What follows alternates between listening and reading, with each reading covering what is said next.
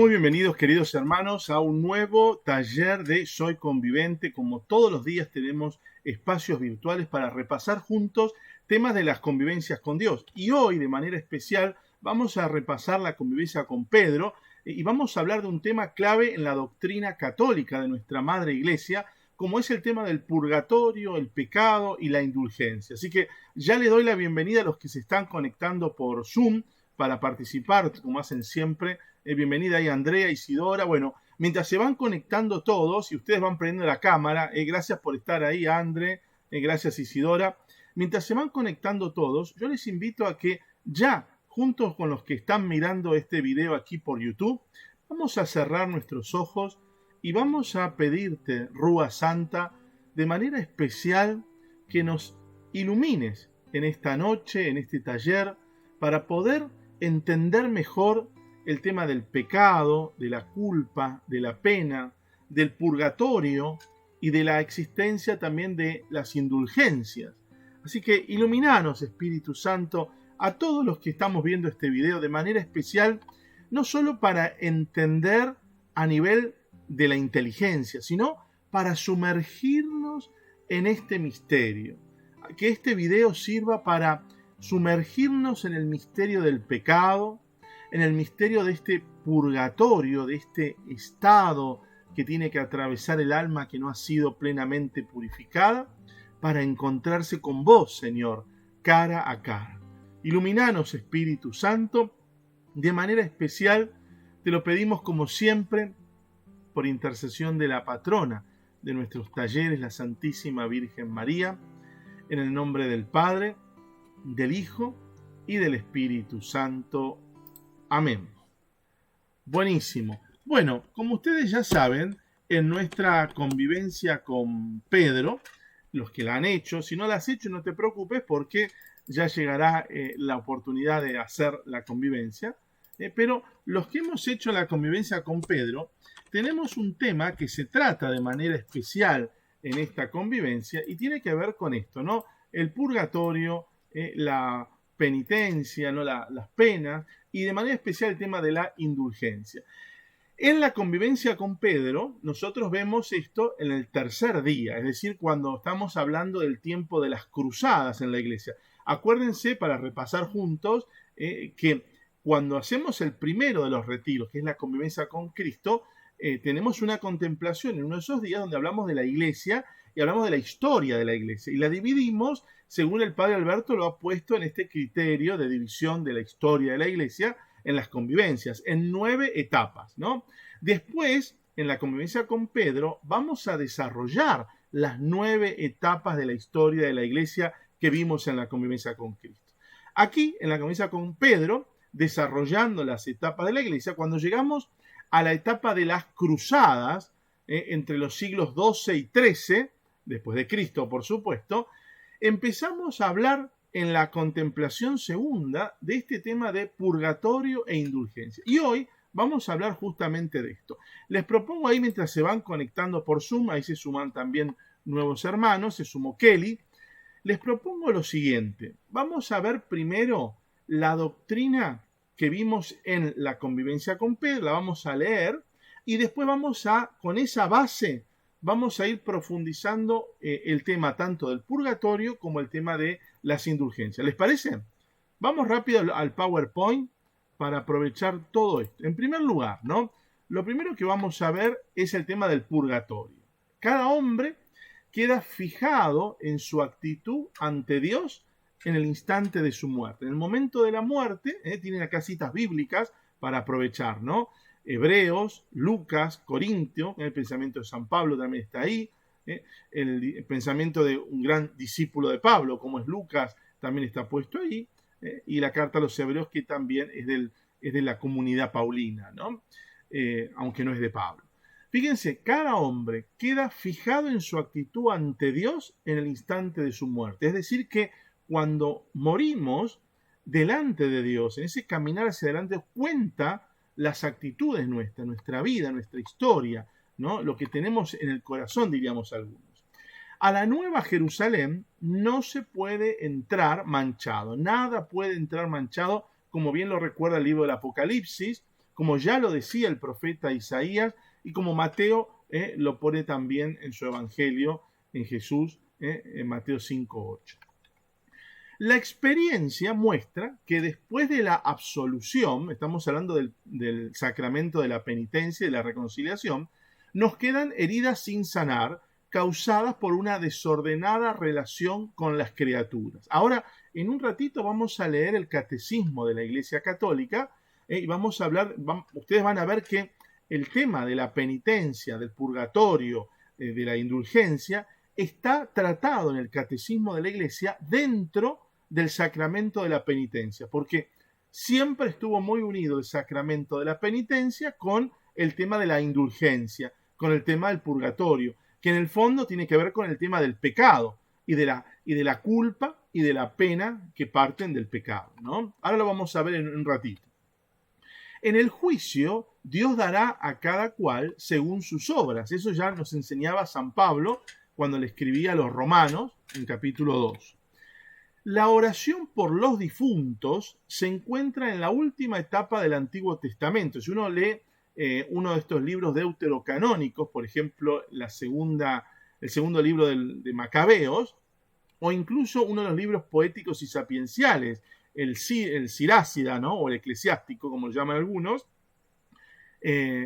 incluso no solo en el Antiguo Testamento ya está esto de poder orar por los difuntos, sino que, por supuesto, en todo el Nuevo Testamento también tenemos esto presente, ¿no? El poder orar por aquellos hermanos que ya han partido a la iglesia celestial y que ya se encuentran en la iglesia celestial o que todavía están en la iglesia purgante, como vamos a ver ahora.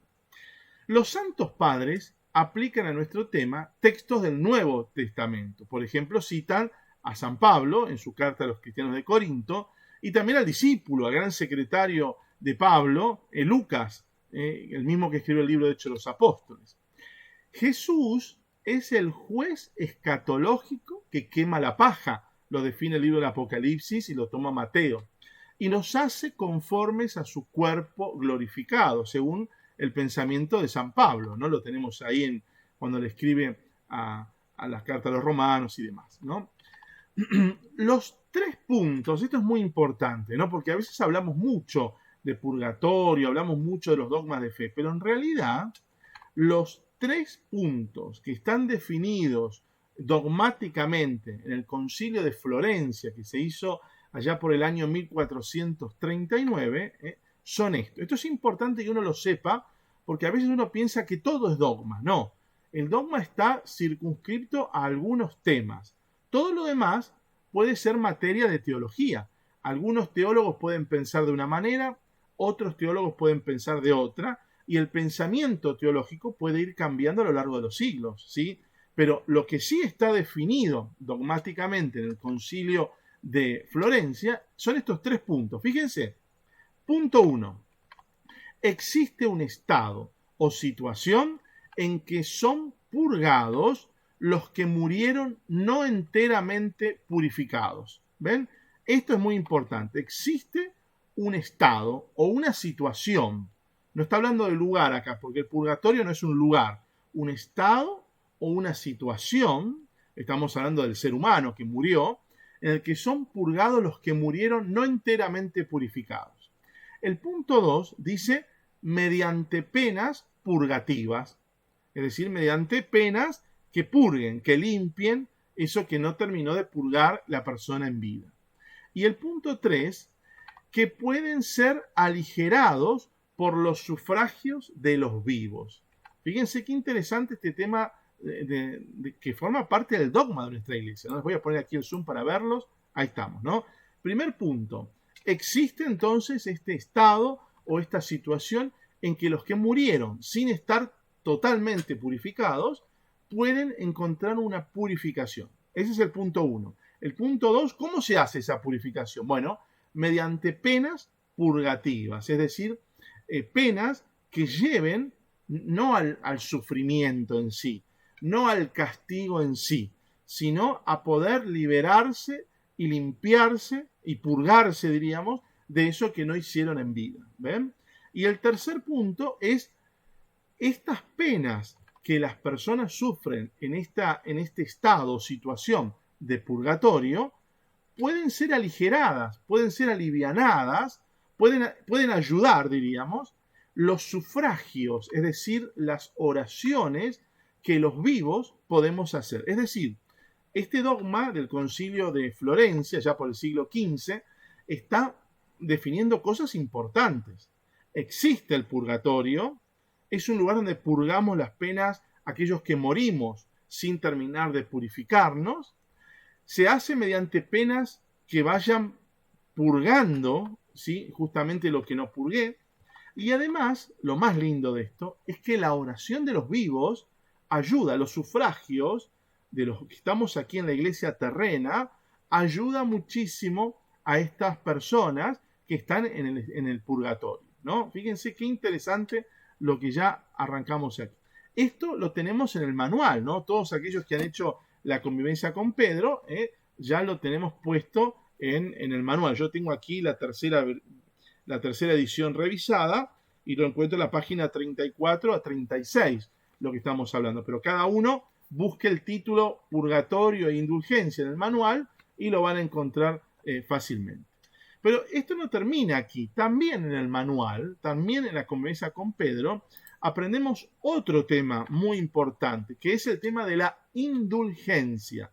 No solo la existencia del purgatorio como dogma de fe, como estamos viendo, sino la otra palabra clave es indulgencia. ¿Y qué es la indulgencia? Bueno, lo define incluso el Código de Derecho Canónico, que ahora lo vamos a ver, en el número 992, es la remisión de la pena temporal, es decir, no de la culpa, sino de la pena, por mediación de la Iglesia, ¿sí?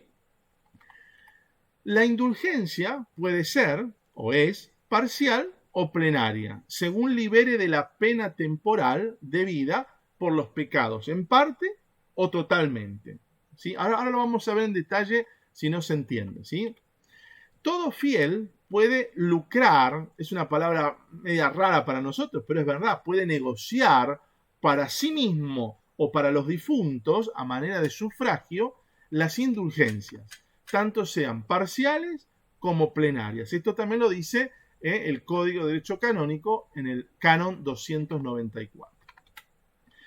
Cualquier acto bueno, por ejemplo una oración, un acto de misericordia o de mortificación, piensen ustedes que en Pedro también vemos todo lo que es motivos para la mortificación, ¿no? También esos actos concretos motivados por algo lindo y que nos lleva a la mortificación, también gozan de indulgencia parcial.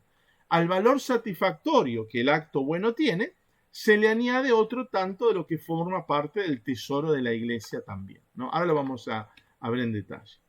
Esto es muy importante. La indulgencia plenaria puede recibirse todos los días y está concedida por estos 5 actos.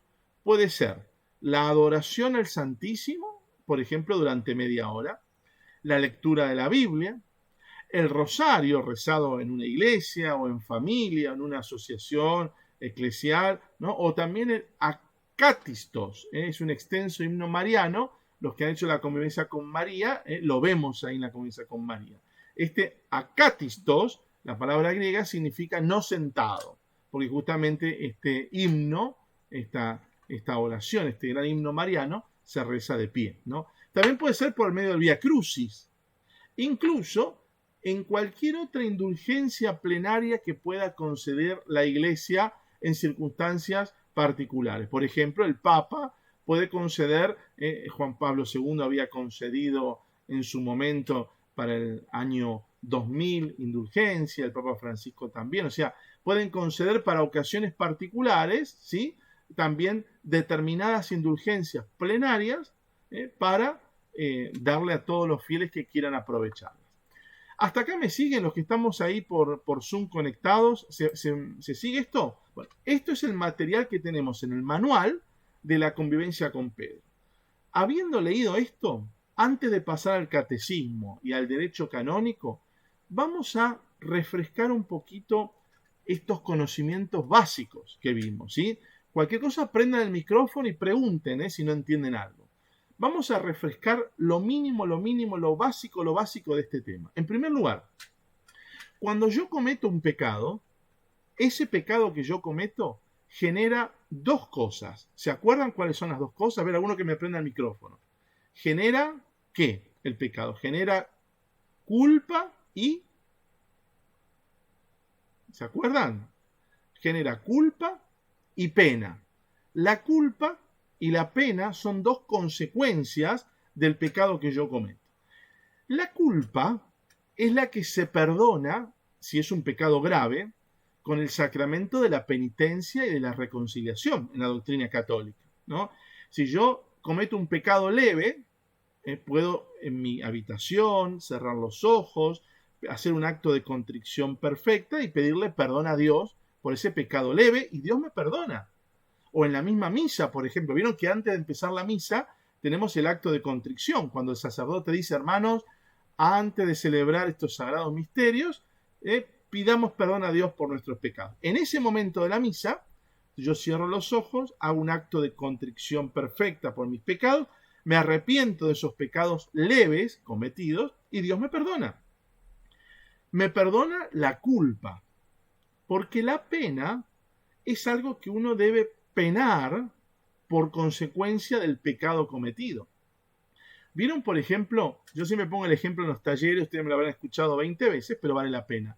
¿Vieron cuando la persona que atentó contra el Papa Juan Pablo II, lo agarraron, fue condenado, fue a la cárcel, ¿no? Tuvo muchos años. El Papa Juan Pablo II, cuando lo fue a visitar, lo perdonó en persona por ese acto malo de dispararle que cometió contra él. Pero con el perdón del Papa, esta persona no quedó libre. No es que si el Papa lo perdonó del atentado, ya queda libre y puede hacer su vida normal. No. Diríamos, la culpa le fue quitada porque el Papa le perdonó. Pero esa persona, Alit Atka que se llamaba, tiene que pagar la pena por haber cometido ese acto malo. A nosotros nos pasa algo parecido. Cuando hacemos un acto malo, tenemos una culpa por eso malo que hicimos y una pena que pagar por eso malo que hicimos. Por eso, ¿vieron cuando nos vamos a confesar? El sacerdote, ¿qué hace? Nos perdona todas las culpas. Yo te absuelvo de todos tus pecados en el nombre del Padre, del Hijo y del Espíritu Santo. Ese sacramento de la penitencia y de la reconciliación por medio del sacerdote, ¿no? Válidamente autorizado, ¿no? Oír las confesiones y absolver, nos perdona de nuestras culpas. Pero la pena es algo que tenemos que purgar por culpa de ese pecado. Por eso es que el sacerdote, antes de irnos, ¿qué hace? Nos da una penitencia. ¿Se acuerdan? ¿Por qué el sacerdote nos da una penitencia? Justamente para que hagamos algo para limpiar esa pena que nos quedó. Porque ya nos perdonó de la culpa. Pero la pena todavía es algo que arrastramos. Esto hay que entenderlo bien, ¿ven? Para tomar conciencia de que cada vez que yo cometo un pecado, genera una culpa, pero también genera una pena. Y les pongo un ejemplo concreto. Si yo ahora me porto mal con alguno de ustedes y después le pido perdón, pasan dos cosas. Mi mala actitud, supónganse que le acabo de gritar yo a Andrea, ¿no? Andrea, escúchame, Andrea. Le grité a Andrea, la traté mal. Le digo, te pido perdón, Andrea. La verdad me equivoqué, te grité, estaba nervioso, alterado, tuve un día y te grité. Ese pedido de perdón hace que Andrea me libere de la culpa de esa mala obra. Pero este gesto malo que yo hice le provocó una herida en su corazón. Y no solo le provocó una herida en su corazón, sino que todos ustedes, los que están aquí por Zoom, que estuvieron escuchando este maltrato justo en el Día de la Mujer, fíjense, hoy 8 de marzo grabamos este video, que hice contra Andrea, ¿no? También dejó como algo sucio, algo feo en el corazón de los demás. ¿Ven? Eso es la diferencia entre la culpa, que Andrea me perdonó, y la pena que todavía sigue ahí y yo voy a tener que trabajar para que salga. Trabajar portándome mejor, trabajando cambiando mi carácter, trabajando controlando mi lengua, trabajando para no volver a herirlos a cada uno de ustedes con mis malas actitudes o mi mal carácter. ¿Ven? ¿Se entiende esto hasta acá? Cualquier cosa, prendan el micrófono y pregunten. Entonces tenemos el pecado. El pecado engendra culpa y engendra penas. La culpa es la que se perdona, la que perdona a Dios, la que se perdona el sacramento de la penitencia y de la reconciliación, ¿no? Pero la pena necesita purificarse, necesita trabajarlo en uno. Por eso el sacerdote, después de confesarnos, nos manda una pena, una penitencia. Hacer algo contrario al mal que hicimos para tratar de revertir ese mal que hemos hecho, por más que fuimos perdonados, para no seguir, diríamos, esparciendo mugre de pecado en los demás. ¿Se entiende hasta aquí, no? Habiendo hecho esta distinción de culpa y pena como fruto del pecado, la Iglesia, ustedes saben que recibe de Jesús el poder para atar en la tierra y que quede atado en el cielo, o desatar en la tierra y que quede desatado en el cielo. Esto, ustedes dirán, Nicolás, ¿cuándo lo recibe la Iglesia? Bueno, cuando Jesús le transmite a Pedro y a sus apóstoles, ¿no?, el triple ministerio que él tiene, el de sacerdote, profeta y rey. En estos tres, en el triple ministerio de Cristo, en el sacerdote le transmite toda la función de santificar de la Iglesia. En el ministerio de profeta, toda la misión de enseñar. Y en el ministerio de rey, le transmite toda la dimensión del regir, el mandar, el organizar. Y aquí entra, en este punto, todo lo que es el atar y el desatar de la Iglesia. ¿Me siguen? Por supuesto que nosotros también, de alguna manera, por el bautismo, recibimos ese triple ministerio de Jesús, siendo sacerdote, profetas y reyes, ¿no? Como ya lo hemos visto en el taller de ayer, si no me equivoco, ¿eh? Bueno, aclarando esto, decimos, la Iglesia, como tiene poder para atar y desatar, también tiene poder para decir, bueno, estas penas que generan el pecado, con el poder que Jesús me ha dado, determino que se quiten. ¿Me siguen? Pero no determino que se quiten mágicamente, no. Determino que, porque si no sería como tirar perlas a los chanchos, usando el lenguaje, ¿no? Pero, sino que determino que se quiten cuando el fiel, con su actitud interior, con su disposición interior, con sus ganas de recibir la misericordia de Dios, hagan algo para quitarlo. Por eso es que la Iglesia ha creado esta figura de las indulgencias, cosas que los fieles pueden hacer para quitarse ellos o para pedir por almas que están en el purgatorio que se quiten estas penas purificativas que cada uno tiene que pasar. ¿Se entiende hasta aquí un poquito? ¿Sí? ¿Hay alguna pregunta antes que pasemos a ver lo del derecho canónico y lo del catecismo? Bien, avanzamos un poquito más. Fíjense ahora, con esto que hablamos, vamos a compartir un poco lo que nos habla el catecismo de la Iglesia Católica. Y fíjense aquí, ¿no? El catecismo va a tratar este tema dentro de la segunda parte. Ustedes saben que el catecismo tiene 4 partes.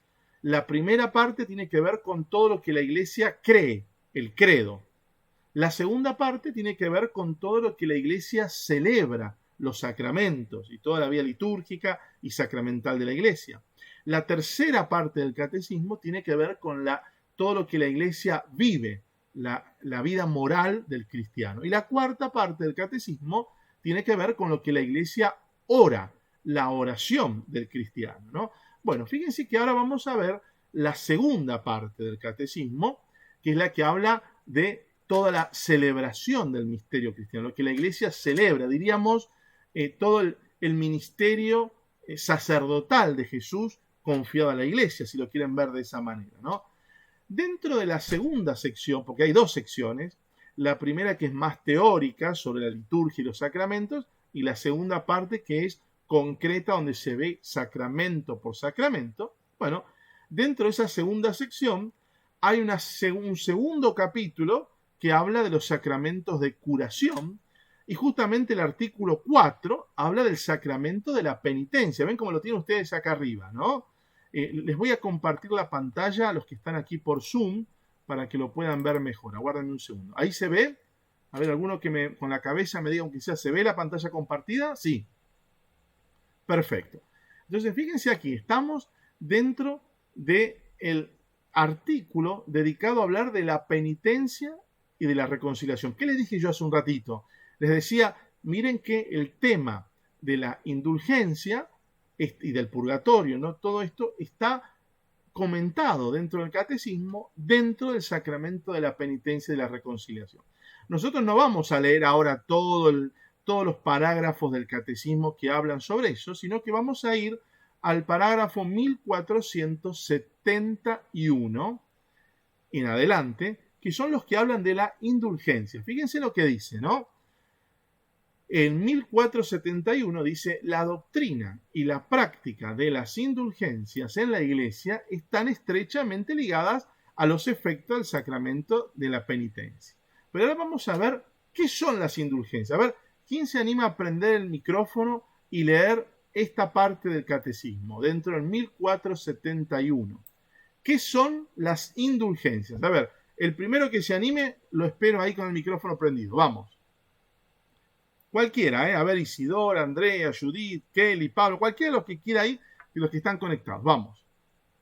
La indulgencia es la remisión ante Dios de la pena temporal por los pecados, ya perdonados en cuanto a la culpa, que un fiel dispuesto y cumpliendo determinadas condiciones consigue por mediación de la Iglesia, la cual, como administradora de la redención, distribuye y aplica con autoridad el tesoro de las satisfacciones de Cristo y de los santos. La indulgencia es parcial o plenaria, según libere de la pena temporal debida por los pecados, en parte o totalmente. Todo fiel puede lucrar para sí mismo o aplicar por los difuntos, a manera de sufragio. Las indulgencias tanto parciales como plenarias. Bueno, fíjense qué interesante. Está repitiendo algo que tenemos en el manual de la convivencia con Pedro, que es lo que acabamos de leer recién, ¿no?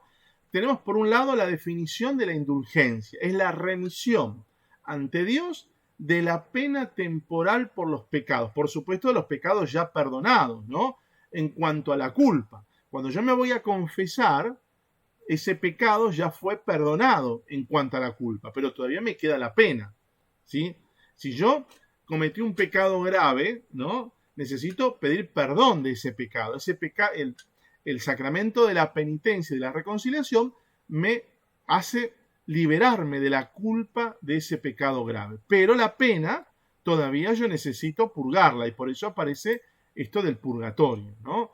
A ver, vamos a dar un pasito más. A ver, ¿quién se anima a leer el 1472? A ver, cualquiera que esté ahí disponible y pueda prender la cámara, mejor todavía. Cualquiera, a ver, vamos, ¿quién se anima?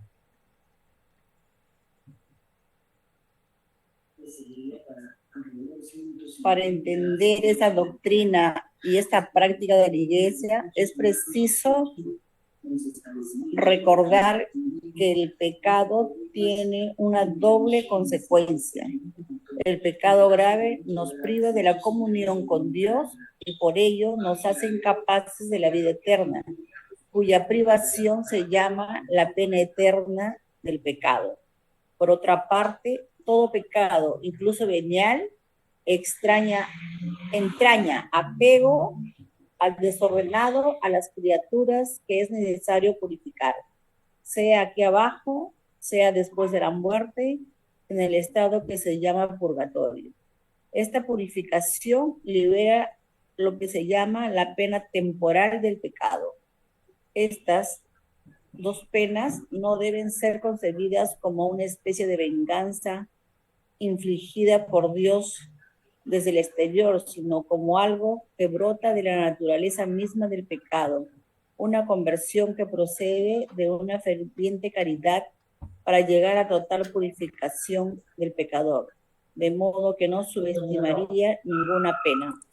Bien, fíjense acá, esto es riquísimo, ¿eh? Esto que está diciendo el catecismo, que en el fondo está citando varios documentos importantes de la iglesia, ¿no? Está diciendo un montón de cosas muy interesantes. Vamos a poner un poquito de énfasis en cada una de ellas, ¿no? Lo primero que nos encontramos es que dice que hay que recordar que el pecado tiene una doble consecuencia. Esto es importante. Por un lado, hablamos de la culpa y por otro lado hablamos de la pena. Esas son las dos consecuencias, ¿no? El pecado grave nos priva de la comunión con Dios y por eso nos hace incapaces de la vida eterna, ¿no? Pero por otra parte, eso sería todo lo que tiene que ver con la culpa, pero por otra parte, todo pecado, incluso venial, entraña apego desordenado a las criaturas. Ese apego desordenado es necesario purificar. ¿Y cómo se purifica? Aquí abajo o después de la muerte en el estado que se llama purgatorio. ¿Ven? Esto es importante que nosotros podamos reflexionar un poquito, ¿no? Cuando yo hago un acto malo, como yo les decía recién, ese acto malo seguramente, si es leve, me lastima mi relación con Dios. Si es un pecado grave, corta, mata mi relación por Dios. Por eso decimos pecado mortal, ¿no? Pero yo voy y me confieso, el sacerdote me perdona en nombre de Dios y yo estoy liberado de esa culpa. Pero esa tendencia a buscar eso desordenado que busqué en una criatura, esa inclinación a obrar el mal, ese mal hábito que me estoy haciendo con ese pecado, yo necesito purificarlo, necesito liberármelo, ¿sí? O sea, no es que yo hago todo el mal que quiero y listo, y me muero y ya me voy al cielo y listo. No, porque yo sigo siendo yo. Yo sigo teniendo esas inclinaciones a obrar mal. Yo sigo teniendo esa malicia, yo sigo teniendo ese apego desordenado a las criaturas. Por más que me perdonó de la culpa. Yo tengo que trabajar en mí todo eso que todavía no trabajé para presentarme delante de Dios purificado. ¿Ven? Esta es la idea de la pena. Y acá el catecismo dice algo muy interesante. La idea del purgatorio no es un lugar, como a veces algunos piensan, de justicia de Dios. Un lugar donde Dios se venga, donde Dios se para ahí y dice, mirá cómo sufre ahora este hermano, qué lindo, lo voy a dejar sufriendo un rato para que aprenda. No, el purgatorio es una experiencia, un estado, una situación en donde nosotros tenemos que, diríamos, hablando en criollo, crecer en eso que no pudimos crecer en la tierra.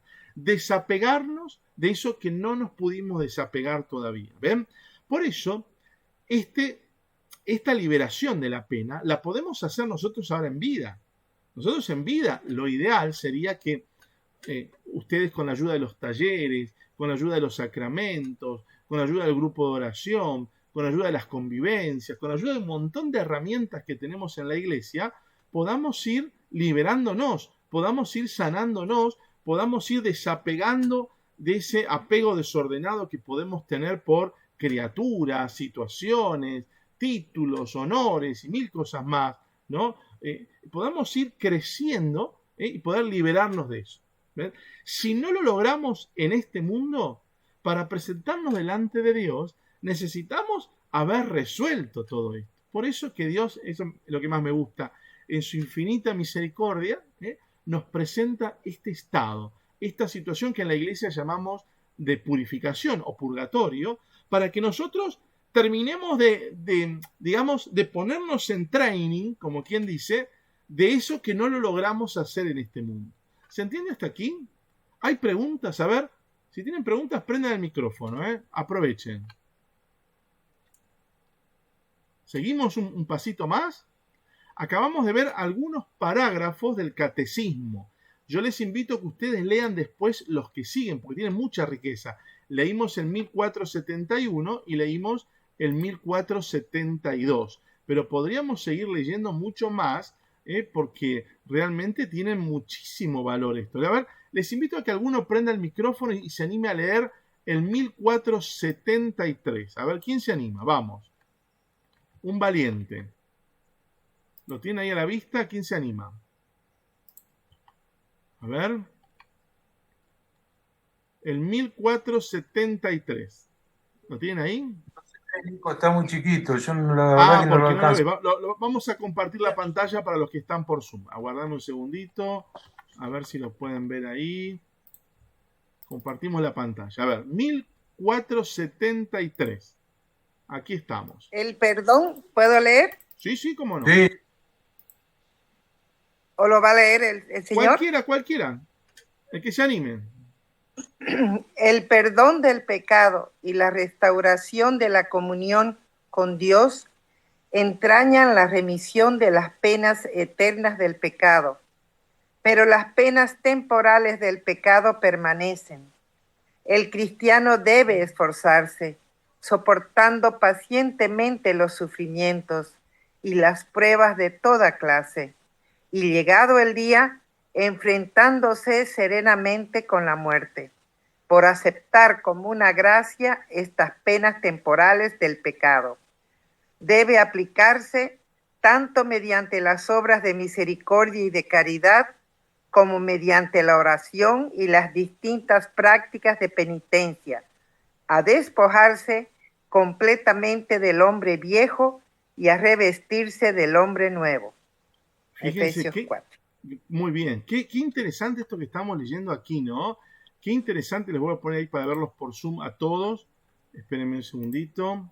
Ahí está. Qué interesante esto que estamos viendo, porque tiene que ver con padecer incluso las penas, ¿no? Vamos a poner, les pongo un ejemplo que acaba de pasar recién, ¿no?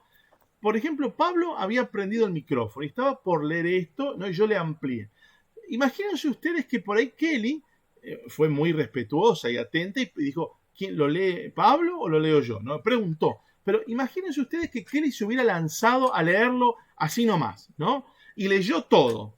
Y al terminar, dice Kelly, uy, perdón, me pareció que Pablo quería leer. Disculpame, Pablo, ¿no? Y Pablo le dice, bueno, yo te perdono, ¿sí? En realidad, Pablo ya no va a poder leer lo que estaba por leer. Él le perdona. Pero a ver si ustedes me logran entender. Hubiese quedado Pablo con un, ¿vieron como le decimos? Como un sabor amargo adentro, ¿no? Uno como quien dice, pero al final esta mujer se metió, leyó y justo estaba por leer, ¿no? No es este caso, digo, porque Kelly preguntó muy bien y respetuosamente, pero digo, esta es una situación de pecado, en donde alguien avasalló, o hubiera avasallado, digamos, ¿no? A leer todo, después pide disculpas, pero eso le libera de la culpa. Pero hay algo más que queda dando vuelta en el aire, ¿me entienden la idea? Eso que queda dando vuelta en el aire es también parte de la pena de este pecado. A veces a nosotros nos toca padecer las penas ajenas y las penas propias, ¿no? Supónganse, ¿no? Una persona dice, ¿por qué Dios me castiga de esta manera con este gran sufrimiento que tengo, que no puedo ni respirar porque tengo un cáncer en mis pulmones? Bueno, muchas veces ese cáncer de pulmón tiene que ver porque esta mujer o este hombre estuvo fumando durante 20, 30 años de su vida. Y sabemos que eso está mal, que eso arruina tu cuerpo. Entonces, esas malas decisiones tomadas durante 10, 20, 30 años traen consecuencias en tu organismo, ¿sí?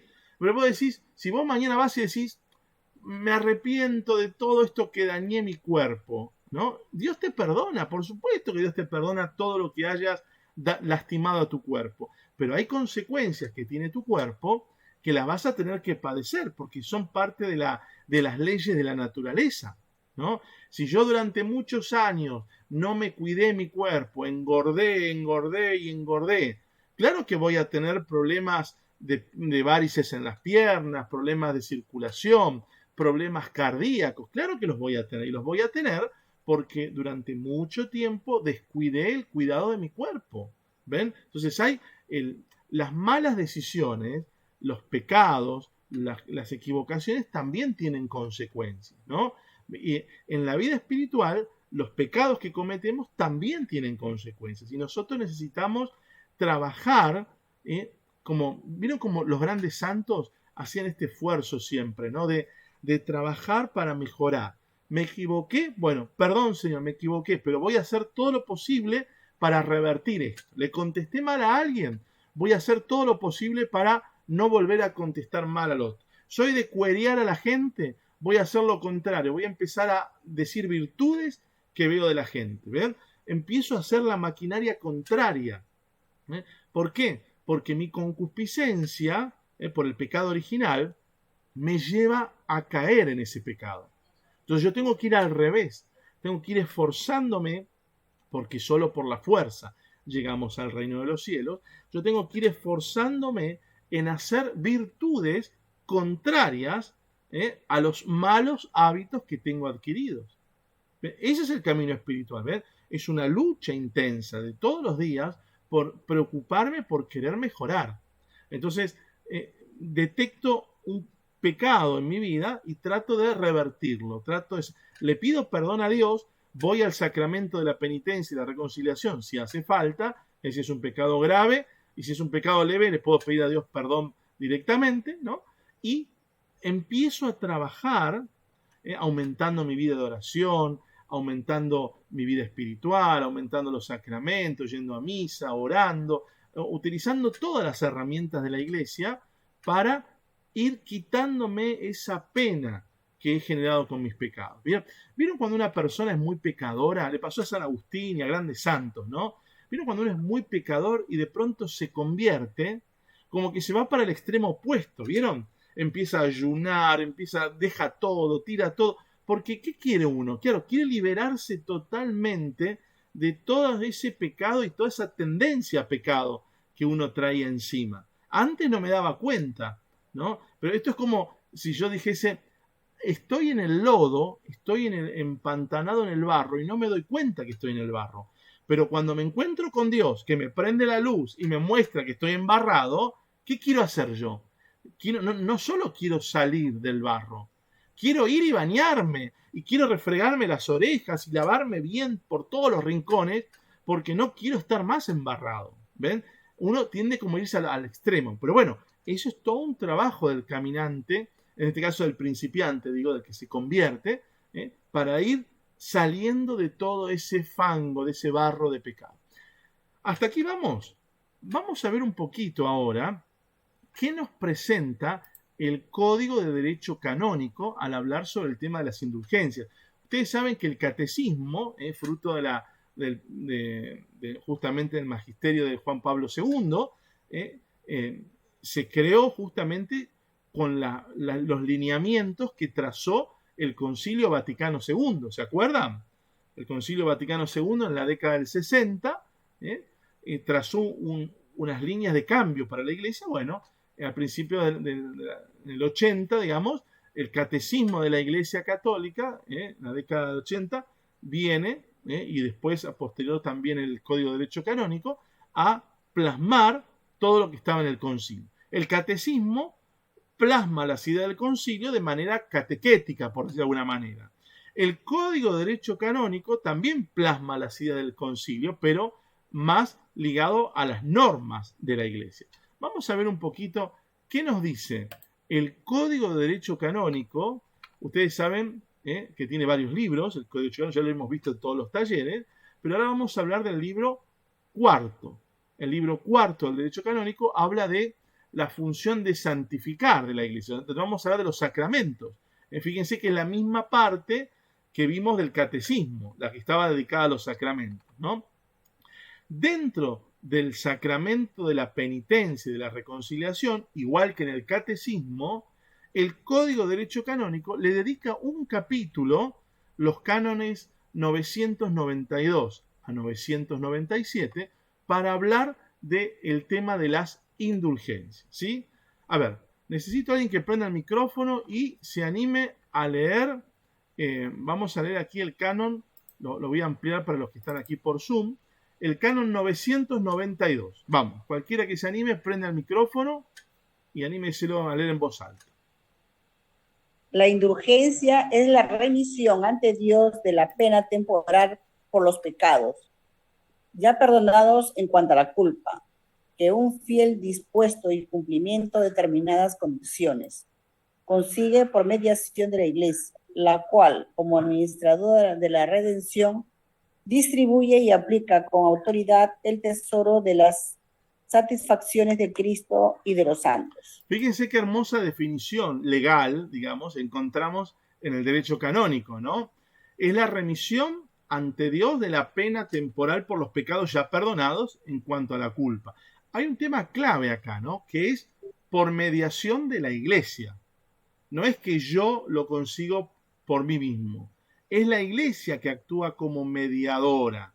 Es la Iglesia que, fíjense aquí, ¿no? Al final dice, distribuye y aplica con autoridad el tesoro de las satisfacciones de Cristo y de los santos.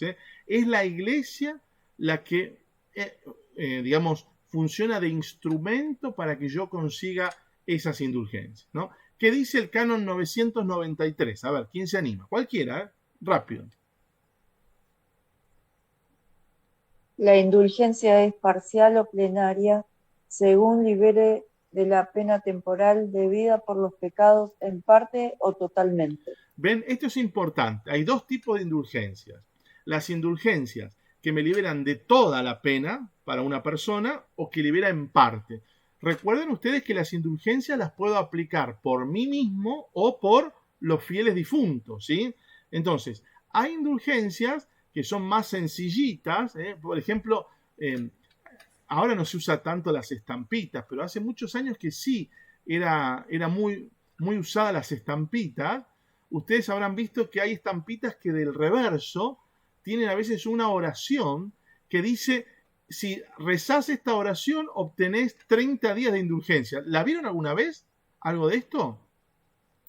Nunca se encontraron con estampita. Bueno, ahora no tengo a mano, pero un día les voy a mostrar algunas estampitas que dicen así, ¿no? Si rezás esta oración otorga, qué sé yo, 30 días de indulgencia. Entonces uno la reza y ofrece esos 30 días de indulgencia, digamos, por mí, por uno, o por un fiel difunto también lo puede hacer, ¿no? Eso es una indulgencia parcial. ¿Por qué? Y porque es un gesto muy sencillito en el cual yo ya puedo alivianar un alma del purgatorio si quisiera o limpiarme un poco de mí también. Pero las más conocidas son las indulgencias plenarias, es decir, ¿vieron esos 5 actos que yo mencioné recién? Más los que los papas y la iglesia van a determinar, que están en el manual de la convivencia con Pedro, ¿no? Como lo vimos para los que se conectaron más tarde. Las indulgencias totales o plenarias, lo que hacen es, si yo hago eso que la iglesia me propone hacer, obtengo la indulgencia plenaria como la iglesia me promete que obtengo. ¿Ven? Entonces, por ejemplo, si yo voy media hora delante del Santísimo Sacramento, comulgo ese día, me confieso y ofrezco esa indulgencia plenaria que recibí por mí mismo o por un fiel difunto.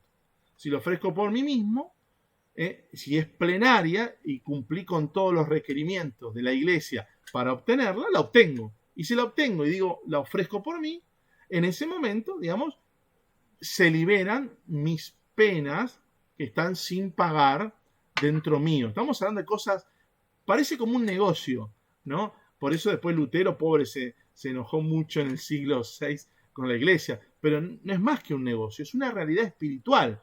Porque parte, insisto, con esto, ¿no? Parte del poder de atar y de desatar que Dios le dejó a la iglesia, ¿sí? Es lo mismo que pasa con un sacerdote cuando te dice, yo te absuelvo de tus pecados en el nombre del Padre, Hijo y Espíritu Santo, ¿no? Antes que él lo haga, yo no estaba liberado de mis pecados mortales. Después que lo hizo, estoy liberado. ¿Y por qué? ¿Por qué no si lo hago yo mismo o lo hacen ustedes conmigo? No es lo mismo. No, no es lo mismo. Porque el Señor le confió a la iglesia la autoridad para atar y desatar. Sumunus regenti, diríamos en latín, todo lo que es la dimensión del reinado de Cristo. Entonces la iglesia lo administra. ¿Ven? Entonces puede atar y desatar según el mandato que recibe del Señor. Ojo que no puede desatar un matrimonio válidamente constituido. ¿Por qué? Porque eso solo lo puede desatar Dios, y Dios no lo va a desatar, no, que nadie separe lo que Dios ha unido. Por eso la iglesia nunca va a haber en la iglesia divorcios. En la iglesia hay nulidades, que es distinto, y ya vamos a tener más talleres sobre eso. Si no, busquen los talleres de nulidad en unión con Dios dentro del canal de YouTube. Bueno, pero sin irnos del tema, sigamos un poquito más con lo que nos enseña aquí el catecismo, el Código de Derecho Canónico. Les voy a compartir de vuelta aquí para que lo puedan leer. ¿Quién se anima a leer el canon siguiente? A ver, ahí está, el canon 994. ¿Qué dice?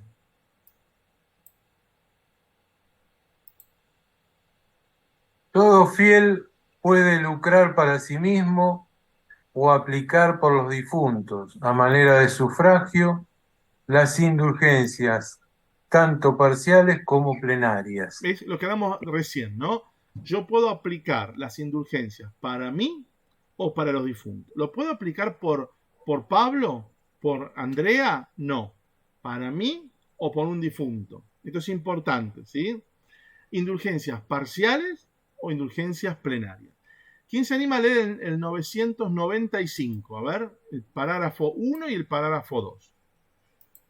Cualquiera, vamos.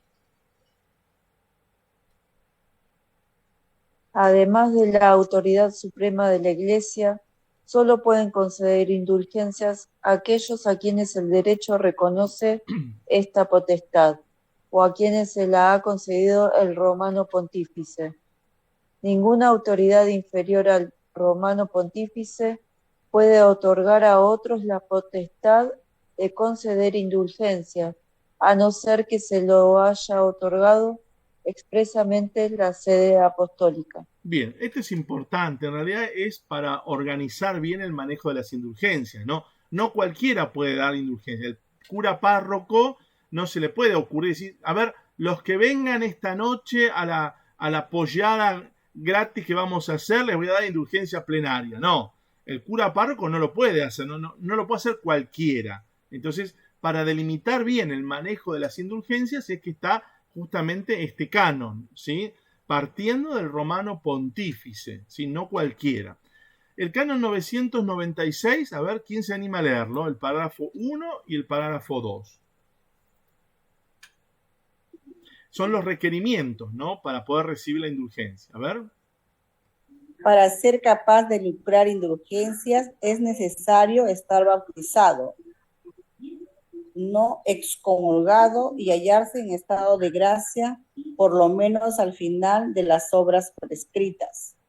Sin embargo, para que el sujeto capaz las lucre, debe tener al menos intención general de conseguirlas y cumplir las obras prescritas dentro del tiempo determinado y de la manera debida, según el tenor de la concesión.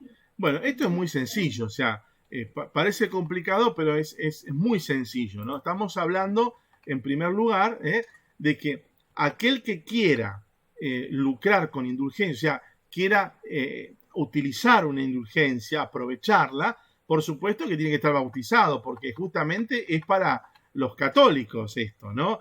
Por supuesto que no tiene que estar excomulgado, ¿sí? Porque el excomulgado estaría fuera de la comunión de la iglesia, por lo tanto no podría aprovechar los bienes espirituales como la indulgencia para el bien suyo y de los demás. Y por supuesto también hallarse en estado de gracia. Por lo menos, dice, yo puedo comenzar la indulgencia, pero al terminar todo el procedimiento tengo que estar en estado de gracia. Por eso siempre se pide que uno se vaya a confesar. ¿Vieron? Que la mayoría de las indulgencias plenarias dicen, bueno, hay que ir a tal lugar, hay que hacer adoración al Santísimo, hay que hacer esto y confesarse antes o después de todas estas cosas, incluso después ir a comulgar.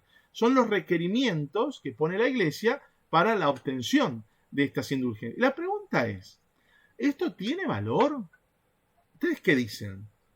¿No? ¿Esto tiene valor o no? ¿Ustedes qué piensan? Porque yo cuando me vaya al cielo voy a llevar los papeles de todas estas indulgencias que tramité por la gente que quiero, que estaba en el purgatorio y que yo dije, ofrezco esta indulgencia por fulano de tal.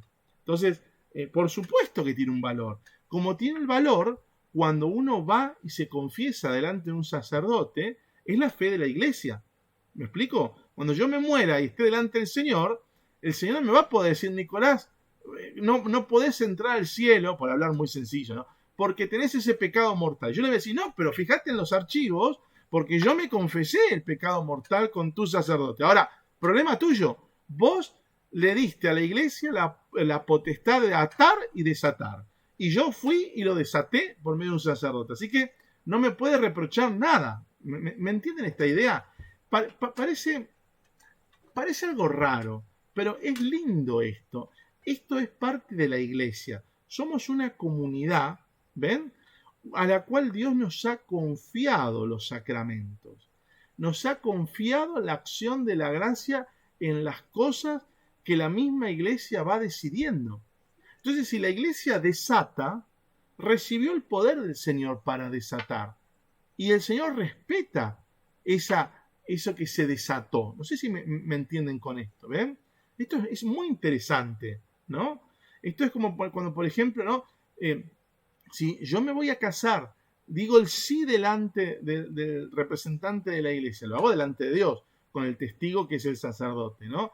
Dios respeta mi sí, ¿ven? Lo respeta, porque confió a la iglesia también eso, confió a la naturaleza humana, esto de poder unirse para toda la vida. Y así hay mil cosas que Dios va confiando. Entonces, fíjense qué interesante, ¿no? Una mujer me contaba una vez que hizo su convivencia con Cristo, ¿no? Ustedes saben que estos retiros de 6 días también se conceden indulgencia plenaria. Hay mucha gente que no lo sabe. Cuando yo hice la convivencia con Cristo, se recordaba de manera especial, ¿no? Pero fíjense ustedes que son retiros de 6 días tan lindos que generan tanta gracia que uno puede ofrecer esa indulgencia plenaria, ¿no? Por uno mismo, y de uno sale limpito. Si yo salgo de la convivencia con Cristo y le digo, Señor, ofrezco la indulgencia plenaria que me da todo el haber estado delante del Santísimo, el haber usado la Biblia, haberme confesado, haber comulgado 7 veces en la convivencia, todo ese acúmulo de gracias de 6 días de convivencias con Dios, me dio toda una riqueza de indulgencia plenaria que yo digo, Señor, yo te la pido por mí. Bueno, ya está. Se puso el sello, trámite terminado, salgo nuevito, salgo a la calle contento, diríamos, y me pisa un auto, entonces yo tengo el sellito que me voy derecho al cielo, porque tengo indulgencia plenaria. ¿Me entienden la idea? O al revés, termino mi convivencia y le digo, Señor, yo te ofrezco esta indulgencia plenaria por mi mamá, que no sé si está todavía en el cielo, o por mi papá, que no sé si está todavía en el cielo, o por mi hermano, por mi tío, por ese familiar que murió, que yo todavía no sé si está en el cielo o no. Si todavía no llega a estar en el cielo y está todavía purgando y su alma le cuesta liberarse, salir de sí y saltar hacia Dios, yo te ofrezco esta indulgencia plenaria por esta persona. Y ya está, se puso el sello. ¿Por qué? Por la fe de la iglesia. Porque yo creo esto que le estoy diciendo al Señor. Esto no es broma. Esto no es una sensibilería, digamos, no, a mí me parece, a mí me gustaría. No. Esto es mandato del Señor. ¿Me entienden la idea? No es que yo me voy a confesar al sacerdote y bueno, hacemos todo el acting ahí como que me perdona los pecados y yo digo, bueno, me parece que sí, siento en mi corazón que Dios me perdonó. No pasa por el sentir, pasa por la fe de la iglesia. Es una realidad. ¿Me entienden?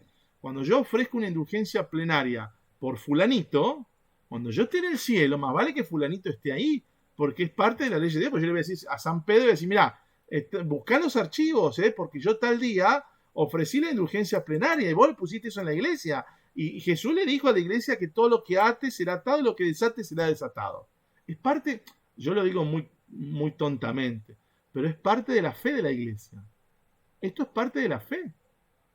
Esto es lo que siente en su corazón un cura cuando te dice yo te absuelvo de tus pecados. No es un acting, es una verdad de fe. El sacerdote está convencido de que por su acción tus pecados son perdonados. Por eso tiene que velar, el que te va a confesar, tiene que velar porque vos tengas verdadero arrepentimiento. Eso es importante. El que te va a confesar tiene que escucharte y velar porque vos estés realmente arrepentido. Si no estás arrepentido, dice no, te puede decir, yo no te doy la absolución, porque no estás arrepentido de ese pecado. Ahora, si yo te veo arrepentido, utilizo eso que Dios me permite utilizar, ese sacramento, esa acción irrevocable, concreta de la gracia, de que en este momento se te está perdonando el pecado. Qué impresionante esto, ¿no? ¿Hay preguntas sobre este tema? Hemos tenido un taller de 1 hora y pico hablando de purgatorio, indulgencia. A ver, ¿qué pregunta les ha quedado según, insisto, según lo que vemos en la convivencia con Pedro, en el día tercero, en la contemplación segunda, cuando hablamos de purgatorio e indulgencia, según lo que vimos al principio en el que está en el manual, ¿no? ¿Qué otras preguntas les queda? A ver, aprovechen. Aprovechen los que están aquí por Zoom, que tienen ese privilegio, Y si prenden las cámaras, mejor, así los veo. ¿No ha quedado nada? ¿Seguro? Bueno, gloria a Dios. Vamos a cerrar un minutito los ojos, porque esto no termina aquí, Vamos a pedirte, Espíritu Santo, vamos a hacer un momento de oración, pidiendo de manera especial por todas las almas que están en el purgatorio. Yo les invito, a veces nosotros no sabemos en fe, con la fe certera, de que nuestros seres queridos ya están en el cielo o no. Uno quiere que estén en el cielo, ¿no? Pero solo sabemos con certeza los santos, que son proclamados en la iglesia como personas que están ya gozando de la visión beatífica, ¿no? Pero vamos a pedirte, Señor, en este video por todos nuestros seres queridos que ya murieron. Si todavía están en el purgatorio, te vamos a ofrecer este taller, esta hora que dedicamos aquí para vos, te la vamos a ofrecer que sirva para ellos. Te vamos a ofrecer nuestra oración de todo el día, nuestro sufrimiento, nuestras privaciones, el calor, todo lo que padecemos hoy, te lo vamos a ofrecer por esos seres queridos que ya no están. Yo les invito a los que están por Zoom, prendan el micrófono todos y vamos a empezar a nombrar en voz alta todos esos seres queridos nuestros que ya han fallecido. Anímense a hacerlo conmigo, vamos. Abraham, Rosa, Ezequiel, Teresa, Vanina, Alejandro, Mario, Por Andrés, por Rosa, Inés, Edgardo, Florencia, Leoncio, por Eulogio, Efa, Silvia, por Rosario, por Elena, José, Armando, Ana, María, por Silvia, Angélica, Mari, Juana, por Otilia, Rocío, Marilyn, Lima, Carlos,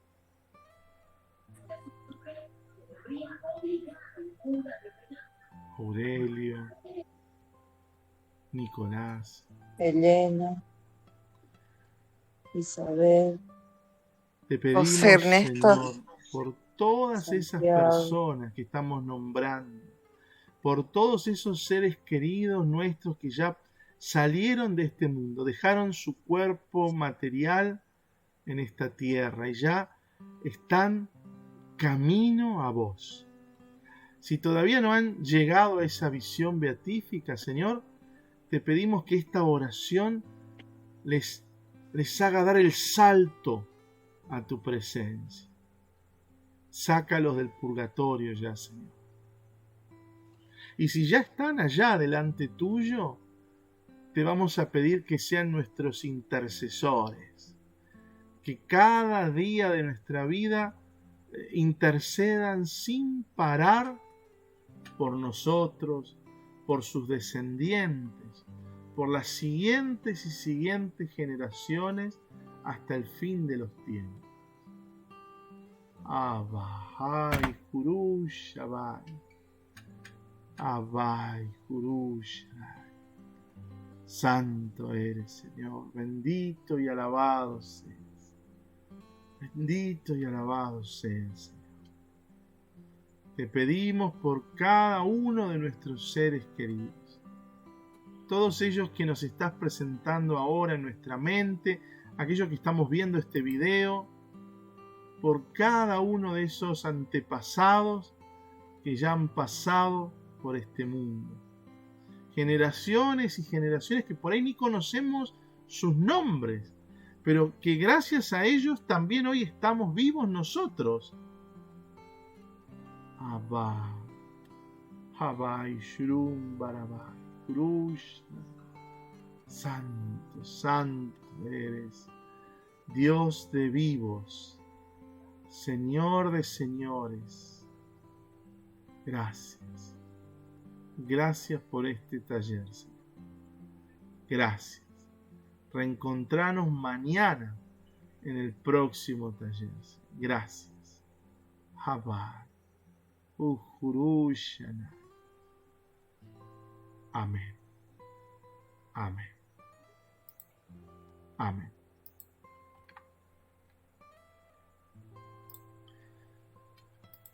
Bueno, y si te quedaste hasta el final de este video, suscríbete al canal. ¿Te gustó? Activa la campanita, poné me gusta, comentalo, miramos todos los comentarios, compartilo a tus seres queridos para que más personas puedan aprovechar este video, entender más sobre el purgatorio, el pecado, la pena, la culpa, la indulgencia parcial, la indulgencia total o plenaria.